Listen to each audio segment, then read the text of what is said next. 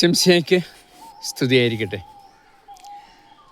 വാൽപ്പാറ ദുരന്തം ഒരു വേദനയായി ഇന്നും നമ്മുടെ ഹൃദയത്തിലുണ്ട്.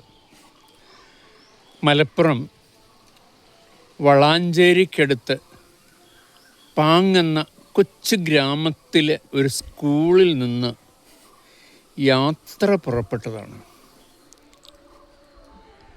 ഹെഡ് മിസ്ട്രസ് അടക്കം 9 പേരുടെ ജീവൻ പൊലിഞ്ഞു വീണു.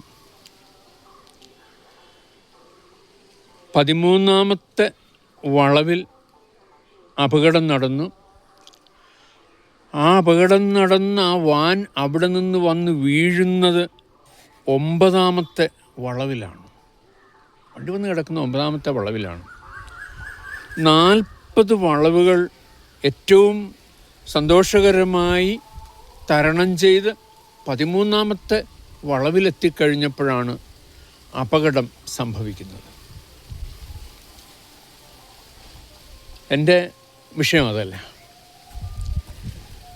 മായാമോഹൻ എന്ന് പറയുന്നൊരു പത്തനംതിട്ടക്കാരി ഈ അപകടത്തെക്കുറിച്ച് മുന്നറിയിപ്പ് നൽകുന്ന ഒരു വീഡിയോ അപകടത്തിന് ഏതാനും ദിവസങ്ങൾക്ക് മുമ്പേ പ്രസിദ്ധീകരിച്ചിരുന്നതായി സോഷ്യൽ മീഡിയയിൽ കാണാൻ സാധിച്ചു. ഒത്തിരി പേരതിനെ പരിഹസിക്കുകയൊക്കെ ചെയ്യുന്നുണ്ട്. പക്ഷേ അപകടം ആ നടക്കുന്ന സംഭവമെല്ലാം വിവരിച്ചുകൊണ്ടാണ് അവരാ വീഡിയോയിൽ പറയുന്നത്. അങ്ങനെയൊക്കെ ചിലപ്പോൾ സംഭവിക്കാറുണ്ട്. ചിലർക്ക് ചില ദർശനങ്ങളൊക്കെ കിട്ടും. മായാമോഹൻ എന്ന് പറയുന്ന ആ സ്ത്രീ പാരാസൈക്കോളജിയും പ്രീകോഗ്നിഷൻ ടെലിപ്പതിയൊക്കെ കൈകാര്യം ചെയ്യുന്ന ആളാണ്. അപ്പം മനസ്സിൻ്റെ ചില മേഖലകളൊക്കെ ഉണ്ട്. മനസ്സ് ചില വെളിപ്പെടുത്തലുകളൊക്കെ നടത്തും.